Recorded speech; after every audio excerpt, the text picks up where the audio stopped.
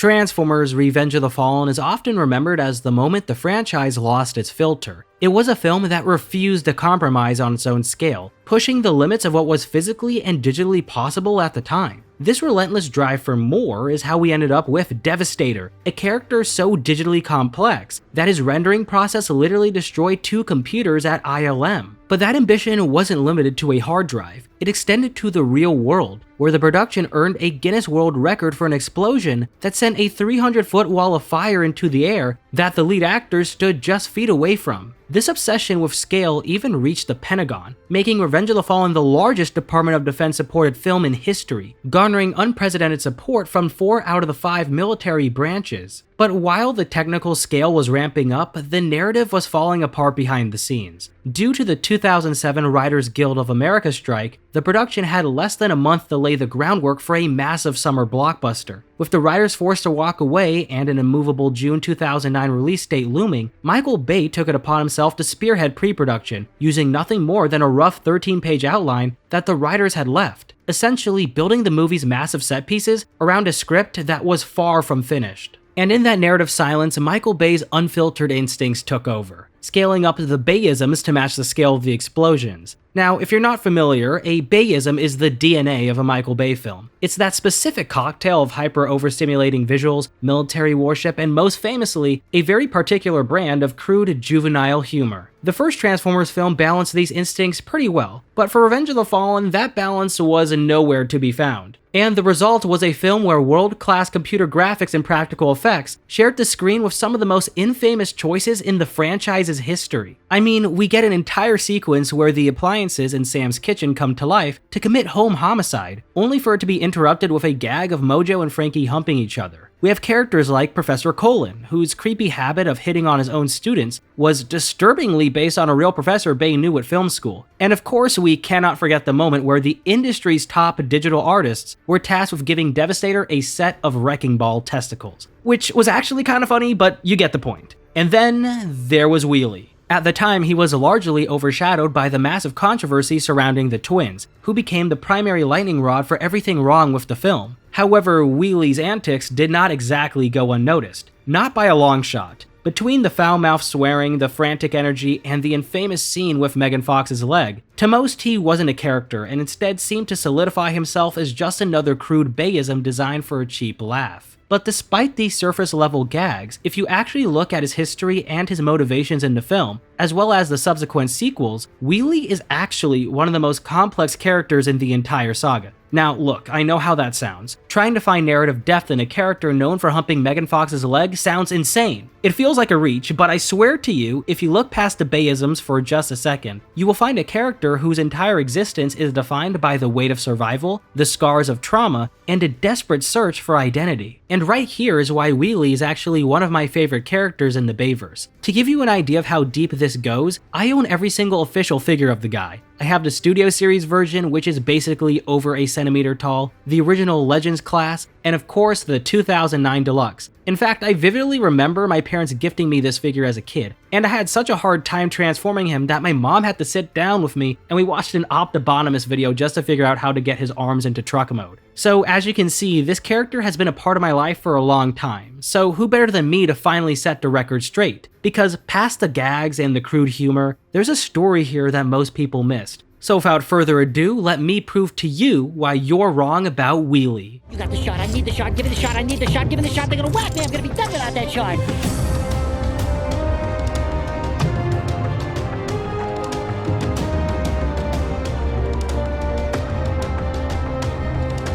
Alright, so to understand who Wheelie is supposed to be, there's no better place to start than looking at what the filmmakers wanted him to be. And the truth is, they didn't even know. You see, long before he was the bot we saw on screen, he was known in the production simply as Wheels. And no other character went through more changes than he did. Early on, Michael Bay was deeply concerned with getting him right, calling Wheelie his personal favorite, but the creative decision was all over the map. The initial goal was a character who was torn between being a hero and a villain, not quite knowing where he belonged. At the start, Bay described him as schizo, a high-strung scout who might try to rip off your head one second and apologize the next. You can see this sinister approach in Wheelie's earliest known design work from February 5th, 2007. This version of him featured big scary hands meant for a more aggressive schizophrenic fighter. This era also introduced a periscope extending from the front of the truck to emphasize his role as a Decepticon scout, an element that would make it into the final film, albeit with a significantly cooler design that moved the mechanism to the bed of the truck.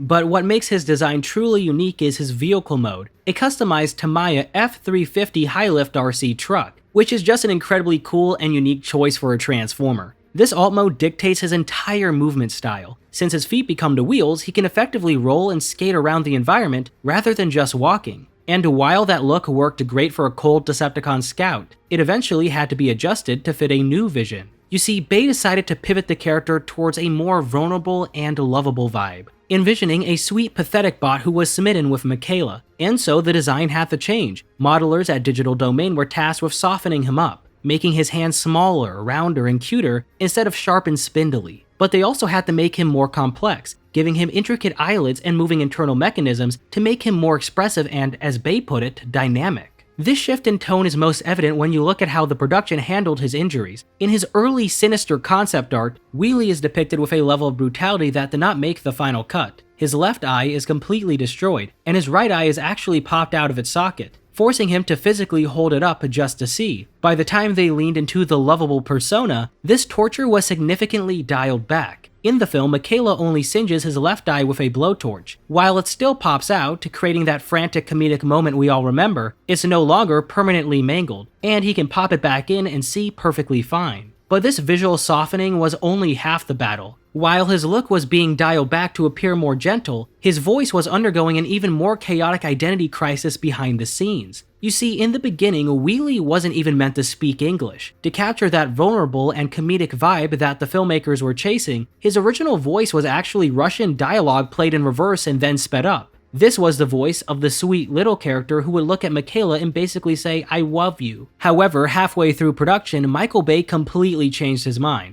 and scrapped the sweetheart persona, declaring, "Nope, I've got it. He's like a Joe Pesci little shithead character." To bring this new version to life, the original voice actor was replaced by Tom Kenny, who finally provided the spark Bay had been looking for. While the writers had struggled through several versions of the character that just weren't clicking, Kenny brought incredible life to the role the second he stepped into the booth. He began riffing and improvising lines that weren't even in the script, and Bay loved the results so much that he began marking these ad-libs as selects. This created a unique production loop where instead of Kenny matching his voice to the animation, the animators at Digital Domain had to work backwards, building Wheelie's facial expressions and movements specifically to match Kenny's spontaneous performance. This is why the final character feels so conversational and spontaneous, and it all had to do with the improv. But Bay's decision to lean into this shithead persona wasn't just for a laugh. It coincided with him finding a real purpose for the character. He felt that Wheelie did not have much to do other than being the guy who found the shard in the bike shop. To make him a vital part of the movie, Bay transformed him into the primary informant, the one character who could dump a significant amount of information into a scene and move the heroes to their next location. When he's let out of the box at the deli in New York, he's the only one who can identify the cyberglyphics as the language of the primes. Even though he can't read it himself, he's the bridge to the next scene, telling the group exactly where to find the seeker who can. Without him, the journey to the Smithsonian to wake up Jetfire simply doesn't happen. And yet, despite the Jersey accented toughness, traces of that original vulnerable Wheelie still linger in the final cut. You see it in his dynamic with Michaela.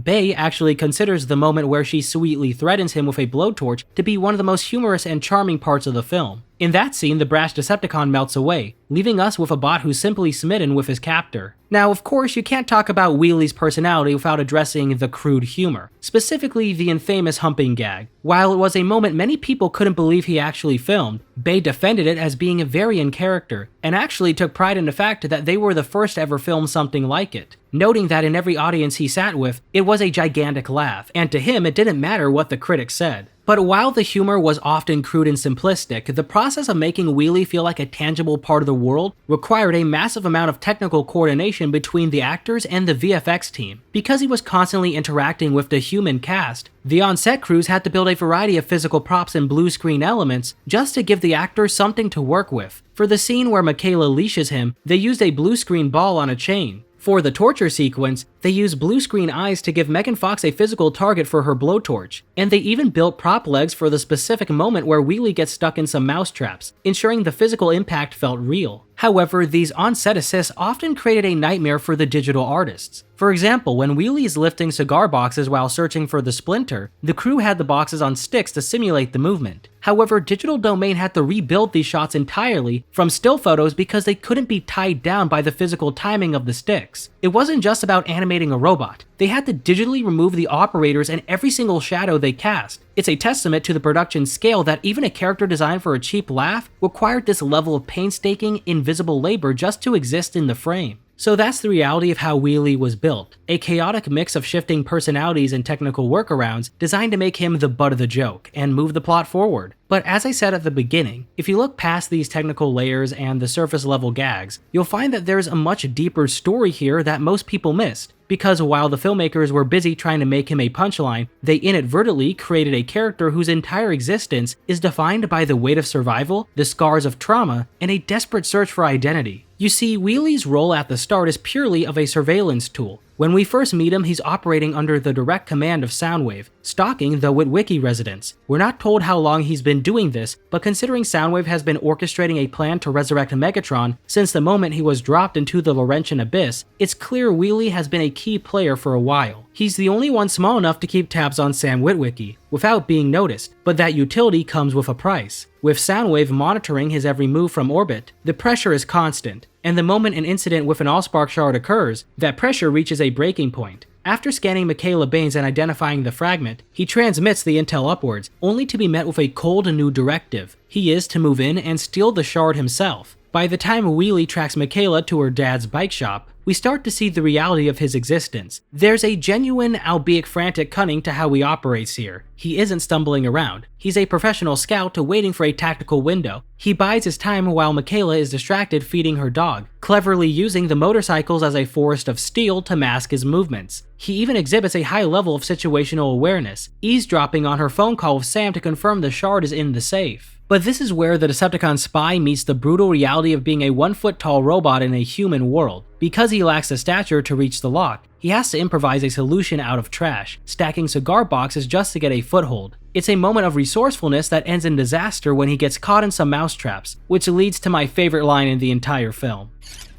What are you looking at, slobberpuss? After telling off Michaela's dog, Wheelie hobbles to the safe. He manages to scale his makeshift cigar box tower, but the moment he begins inputting the combination, he gets caught. And this is the moment where we get our first real insight into Wheelie's world. Up until now, he's been acting as a competent high-strung scout, but the second Michaela pins him and burns out his eye, that tough guy facade is gone. He doesn't go down fighting like a soldier, and instead starts negotiating like a prisoner. In this frantic back and forth, he drops a massive reveal about his actual motivation. He tells Michaela, "I seek knowledge from the cube, the Fallen demands me," and immediately follows it up with, "They're gonna whack me, I'm gonna be dead without that shard." This is a huge turning point for how we should view him. It tells us that Wheelie isn't some loyal zealot serving a cause he believes in. Instead, he's a victim of a death threat. He isn't spying on Sam or stealing the shard because he's evil, he's doing it because his own side will literally terminate him if he fails. And as a final desperate plea to get her to stop, he reveals exactly where he stands in the Decepticon hierarchy, telling her that he's just a little salvage scrap drone. And this specific label is the key to understanding the weight of survival he carries. It tells us that in the Decepticon war machine, there is no such thing as a non-combatant. Even a drone designed for salvage is held to the same lethal standard as a frontline warrior. And this is such an interesting backstory for a Decepticon to have, especially since most of the cons we've seen up to this point are just cool, terrifying agents of chaos who are fiercely loyal to Megatron. We rarely get to see who they are outside of the battlefield, or what it actually means to live under that purple badge. But through Wheelie, we learn that for those at the bottom of the food chain, the Decepticon cause isn't about a shared belief in restoring Cybertron or the glory of conquest. It's about a toxic top-down culture of fear. By showing us a character who is more terrified of his own leaders than the human interrogating him, the film proves to us that the weight of survival is the only thing truly guiding his hand. He isn't doing this because he believes in the vision of the Fallen. He's doing it because he's trying to justify his right to exist to a faction that views him as disposable. And it all shows that for a drone like Wheelie, loyalty isn't a choice, it's a desperate attempt to stay useful enough to keep his head for one more day. But when Michaela locks him in that box, the high-pressure world of the Decepticons suddenly vanishes, and Wheelie is thrust into an identity crisis. For the first time, he is physically cut off from the hierarchy that defined him. He is no longer under the shadow of Soundwave or the immediate threat of being whacked. This displacement forces a slow, subconscious shift in his reality. Without a master to fear, we start to see his Decepticonism begin to erode.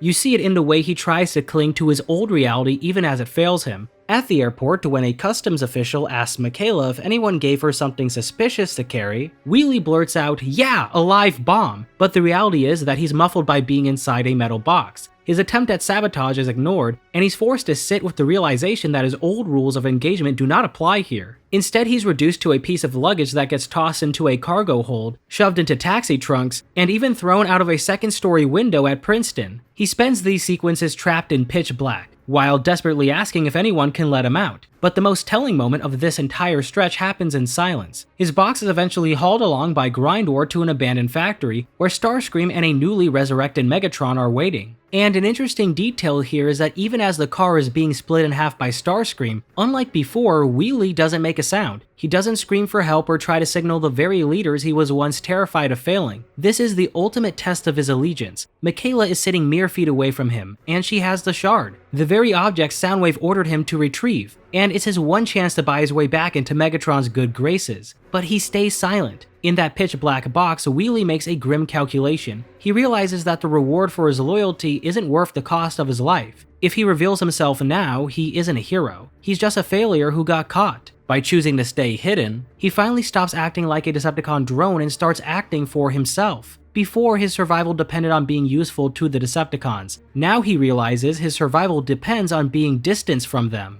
This internal defection is put to the test when the box is finally opened in the basement of Seymour Simmons' New York deli. He lunges out with a performative roar, snarling that he'll have so many Decepticons on their butts. On the surface, it's a threat, but in reality, it's a desperate bluff. He isn't calling for his comrades out of loyalty. He's weaponizing their reputation to save his own skin. He's hiding behind the shadow of a master he no longer wants to serve, hoping that the humans are as terrified of the Decepticons as he is. But the moment Michaela calls that bluff with a blowtorch and a chain, the survivalist in him takes over and something else awakens. There's a strange humorous irony in this moment that Michael Bay himself pointed out. Wheelie becomes smitten. Despite the torture, he's captivated by Michaela's sweet, ever-so-kind face, even as she threatens him. We saw hints of this earlier when he spied on her at the bike shop, remarking, "You're hot, but you ain't too bright." Now, face to face, that attraction becomes a bridge to a new identity. When she offers him the chance to be a good boy, he doesn't just agree to save his eye, he leans into it. He trades the terrifying top-down authority of the Decepticons for a relationship that, while technically a captivity, is the closest thing to positive reinforcement he's ever had. Furthermore, by admitting that nobody tells me nothing, Wheelie is doing more than just being honest. He is stripping away the last of his Decepticon ego to secure a new position. He is confessing that he was never part of the inner circle, effectively signaling to the humans that he has no loyalty left for a faction that kept him in the dark. This admission allows him to pivot from a failed spy to an essential guide, proactively helping the humans by identifying the Seekers and showing where they are. This leads the group to the Smithsonian National Air and Space Museum's Stephen F. Udvar-Hazy Center, where Wheelie encounters a mirror image of his own struggle, the ancient Seeker Jetfire. To Wheelie, Jetfire isn't any Cybertronian. He's a chairman of the board type,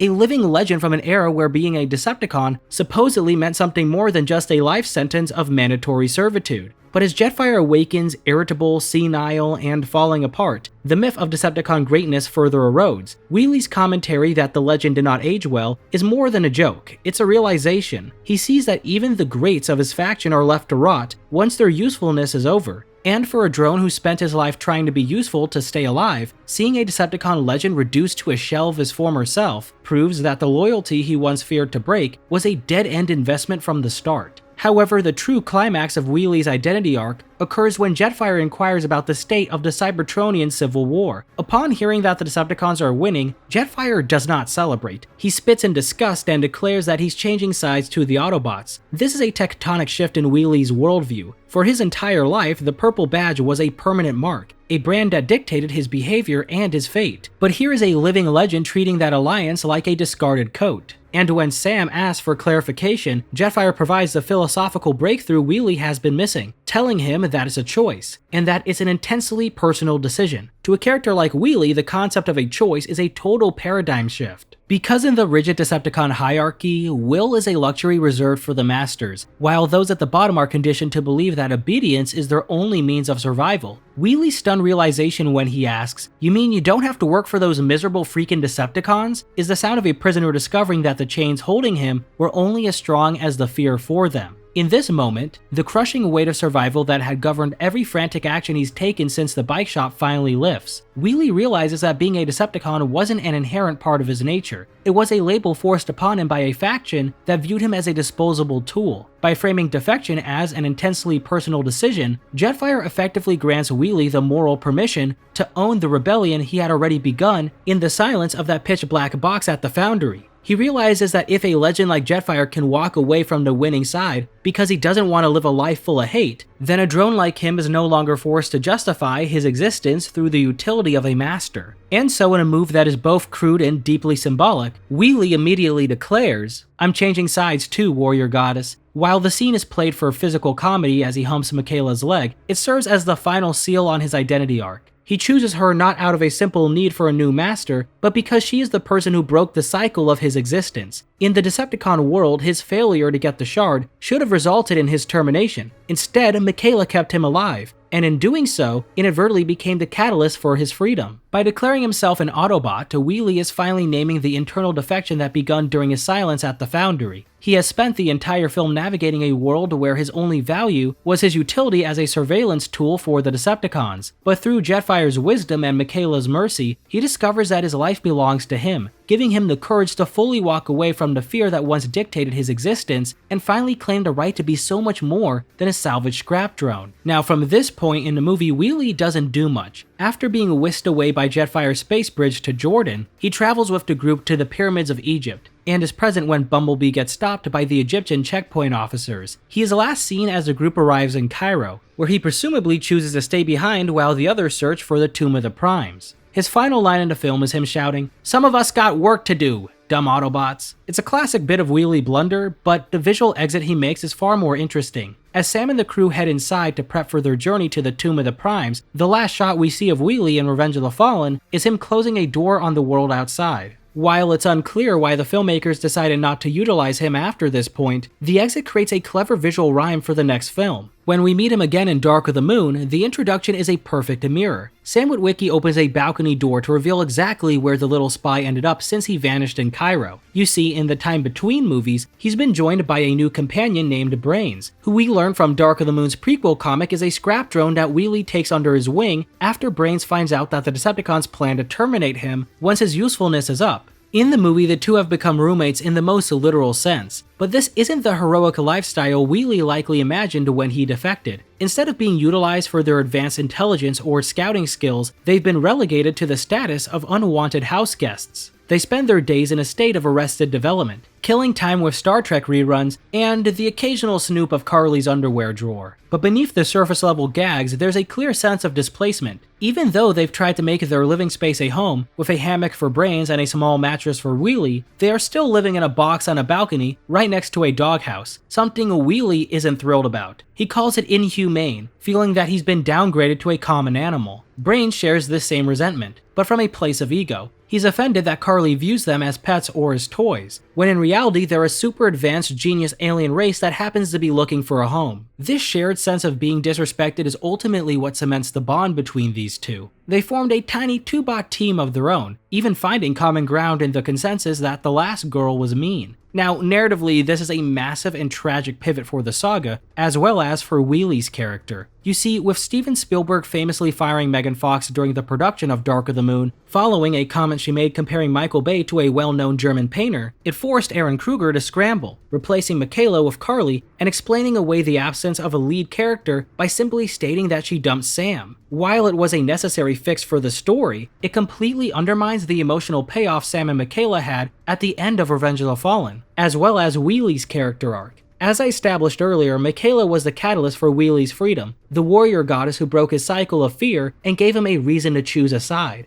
But now by retroactively labeling her as mean, or someone who just walked away, the film effectively taints to the one positive reinforcement Wheelie ever received. it leaves him in a cynical place. To Wheelie, the woman who represented his liberation is now just another person who discarded him, which explains his anxious line of dialogue where he asks Sam if Carly will dump them just like Michaela did. This cynicism also helps explain a detail that many fans dismiss as a technical oversight, the fact that he still carries the Decepticon emblem on his back. While it would be easy to dismiss this as a simple case of not updating the CGI model, it actually serves as a powerful visual testament to his journey. If we look back at his conversation with Jetfire, we know that Wheelie now views that allegiance as a choice, one he has explicitly rejected. He knows that the badge was just a label forced upon him by a faction that viewed him as disposable, so why keep it? Well, I like to believe that the emblem stopped being a symbol of loyalty for him and became a scar of survival. It's a permanent reminder of the miserable masters he had the courage to leave behind. He doesn't need to scrape it off to prove he's an Autobot. His actions in Revenge of the Fallen already did that.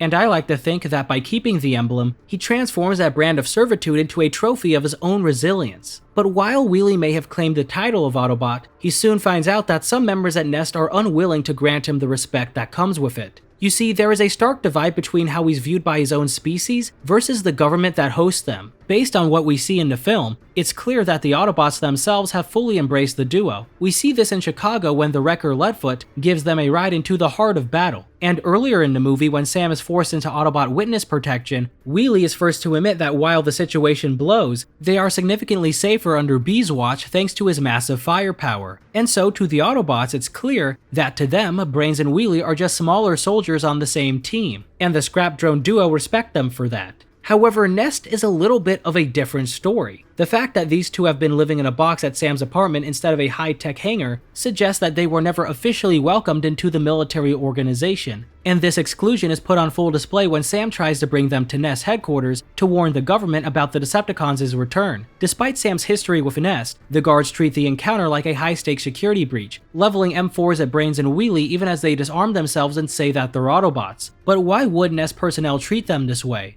Well, while the film never explicitly explains why Wheelie and Brains were excluded from the base, I think the answer is hidden in the leadership style of Charlotte Meering. As the Director of National Intelligence, Meering is the ultimate gatekeeper. She's a bureaucrat who values chain of command over heroic deeds. We see her philosophy clearly in how she handles Sam. Despite his medal he got from Obama and his history of literally saving the world twice, she dismisses him as a messenger and a boy who once owned a special car. To Meering, if you aren't a veteran intelligence officer or a soldier with a rank, you are a liability to her operation. If this is how she treats the human hero of the story, it explains exactly why Wheelie and Brains were relegated to a balcony in DC. In Meering's rigid top-down hierarchy, two scrap drones don't exactly fit into a policy paper. This is why she doesn't hesitate to pull a gun on Brains for simply standing on her desk. She doesn't see a potential ally offering help. She sees someone that's breaking her rules and cluttering her workspace. Ultimately, Meering does respect what Sam has accomplished, but that respect is buried under the absolute devotion to protocol. The war has evolved into a global operation, and in this new version of Nest, there simply isn't a designated slot for a civilian or his eccentric companions. They represent a messy variable that her spreadsheet simply can't account for. This bureaucratic dismissal leads directly to one of the most frustrating moments for the trio, being forced into Autobot witness protection. On paper, it sounds like a security measure in the aftermath of Laserbeak's attack, which is part of it, but Wheelie sees right through the jargon. As he bluntly puts it, that lady officially kicked us out.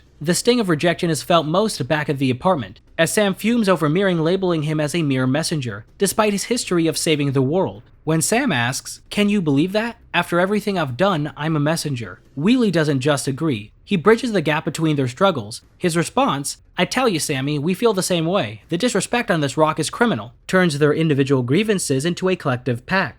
For a bot who has spent his life being viewed as a disposable tool by the Decepticons, seeing the good guys treat a human hero the same way is the final straw. It's this shared sense of criminal disrespect that becomes the catalyst for their own independent investigation. Sam's immediate reaction, "We should do something about it," is the moment they stop being passive victims of Meering's protocol and start being a rogue intelligence cell. If the government won't let them help, they'll find someone who will. Seymour Simmons. And this is where Brains and Wheelie finally get to trade their pet status for that of active intelligence officers. While Meering and Nest are stuck following protocol, the duo is in the trenches with Sam, Simmons, and Dutch, doing the actual legwork digging through the physical files. Here, Brains finally proves his worth as a genius alien, by acting as a digital bloodhound, helping to uncover the conspiracy involving the Russian space program and two of their cosmonauts who went into hiding in America. Now, a great visual detail in this scene is when Brains puts his finger directly into the printer's USB port to print out the data he's downloaded. It's a fun moment, but it also hints at his overclocked nature, which is traced back to his inception as a hyperactive CPU-powered robot who was constantly steaming from his own processing power, which is why he has that signature smoking hair. There even was a sequence planned for this scene, but never filmed, that took this overheating gag even further. In it, Wheelie would have put Brains in the fridge to cool down his circuits, and Brains would have emerged with a bag of frozen peas on his head. And it's such a shame that we never got to see this. But to get back on track, all that detective work eventually pays off, and while Nest is busy integrating Sentinel Prime into the organization, Sam and the gang are the ones who realize they have been led into a trap. But by the time they uncover the truth about the hidden pillars and the Decepticons' true plan, it's too late. Sentinel's betrayal doesn't just shatter the Autobots' morale, it results in the American government officially ending the alliance with the Autobots and exiling them from the planet. This leads to the somber departure at the Kennedy Space Center, where Wheelie and Brains and the rest of the Autobots are loaded onto the Xanthium. To the world watching, it looks like the end of the road, especially after Starscream intercepts and destroys the ship shortly after takeoff. But as we later find out, the Autobots had a backup plan. After hiding in the booster rocket to survive the explosion, they reunite with Sam in the outskirts of a besieged Chicago. The city has been completely locked down by a Decepticon occupation force, and while the military is struggling to find a way in addition to the Decepticons thinking they're dead, the Autobots use the element of surprise to storm the city. During their chaotic push into Chicago, Wheelie and Brains find themselves riding Leadfoot into the fray. However, in the heat of a skirmish with Shockwave, the duo is accidentally thrown off and left behind by the Wreckers. As Shockwave looms in the distance, the two complain about always being left out, and as they wander the war-torn streets alone, they stumble upon a crashed orbital assault carrier. Seeing an opportunity to finally take the fight into their own hands, they hijack the small craft and pilot it directly into the heart of one of the massive Decepticon motherships hovering over the city. Once inside the enemy ship, the duo stops being victims of circumstance and starts being saboteurs. Realizing they've reached the ship's nerve center, they begin systematically tearing out wires and overriding the flight controls to send the vessel into a tailspin.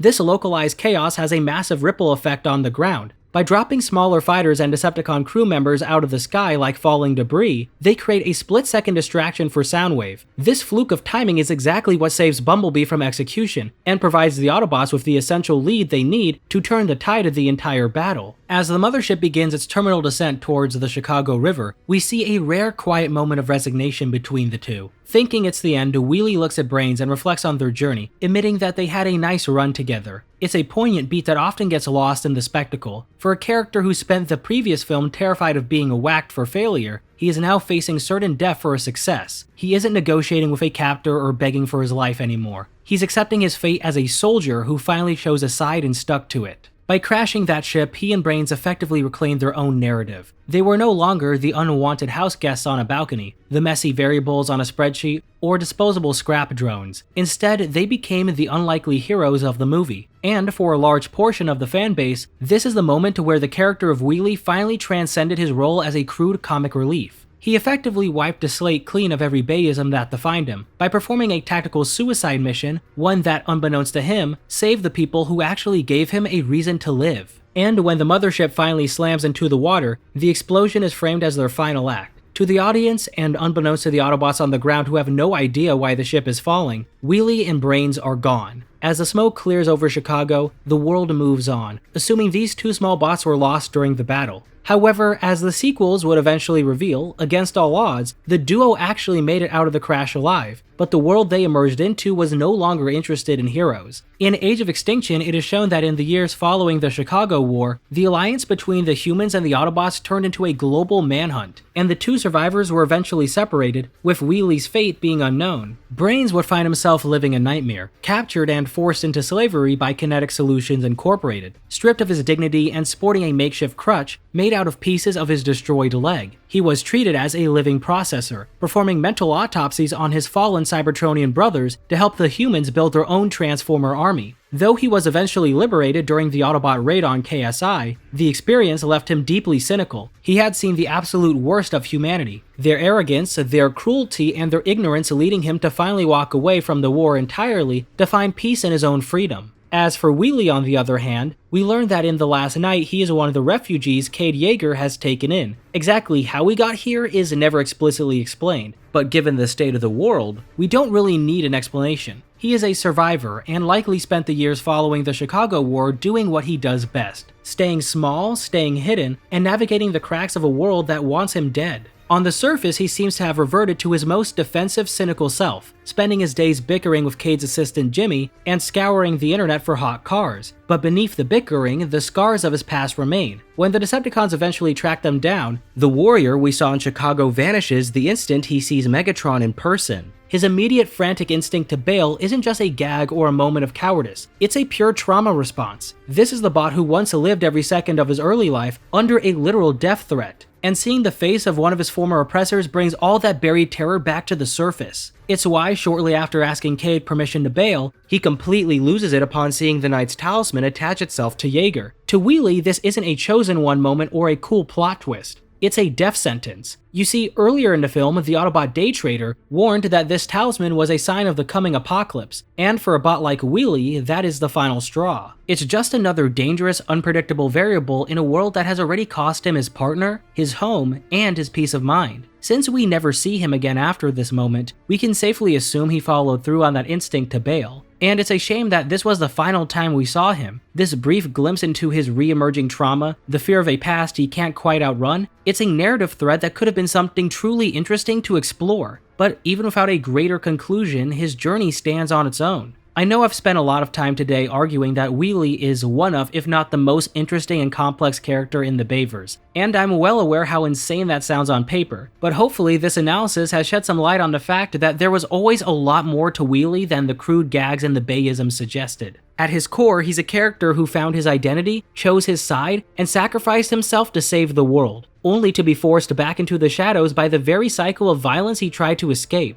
So what do you think? Is there more to Wheelie than meets the eye, or am I looking way too deep into it as usual? Feel free to let me know in the comments below, and remember to keep on theorizing.